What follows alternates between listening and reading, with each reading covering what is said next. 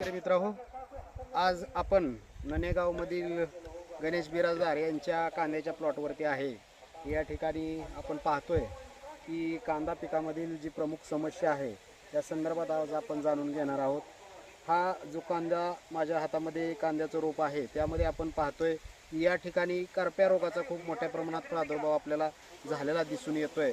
आणि दुसरी गोष्ट म्हणजे आपण ह्या कांद्याचा हा बेचका जर बघितला तर यामध्ये आपल्याला थ्रिप्सची संख्या खूप मोठ्या प्रमाणात या ठिकाणी दिसते। आणि ही जी थ्रिप्स आहे ती तोंडाने या ठिकाणी रस शोषण करून या ठिकाणी कांदा या पिकाला प्रादुर्भाव करत असते। या अनुषंगाने आज मी तुम्हाला या ठिकाणी एक महत्त्वाच्या अशा 2 फवारण्या या ठिकाणी कांदा पिकामधील सांगणार आहे। त्यामध्ये पहिली जी फवारणी आहे ती पहिली फवारणी या ठिकाणी आपण 30 ते 35 दिवसानंतर करपा आणि फुलकिडे किंवा ज्याला आपण थ्रिप्स म्हणतो त्याच्या नियंत्रणासाठी घ्यायची।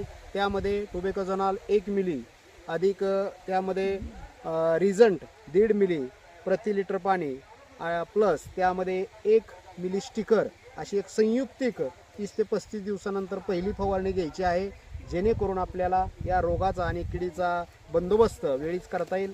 आणि जी दुसरी जी फवारणी आहे ती दुसरी फवारणी या ठिकाणी 50 ते 55व्या दिवशी घ्यायची। त्यामध्ये ॲझोॲक्झिस्ट्रॉबिन 1 मिली अधिक त्यामध्ये ज्याला आपण ॲसिटामेप्रिड म्हणतो अर्धा ग्रॅम प्रति लिटर पाणी अधिक 1 मिली स्टिकर, जे स्टिकर वापरायचं आहे ते सिलिकॉन बेस्ड स्टिकर वापरायचं आहे। आणि ह्या 2 फवारणीमध्ये फक्त 2च या फवारणीमध्ये आपण कांदा पिकामधील कीड आणि रोग व्यवस्थापन करू शकतो।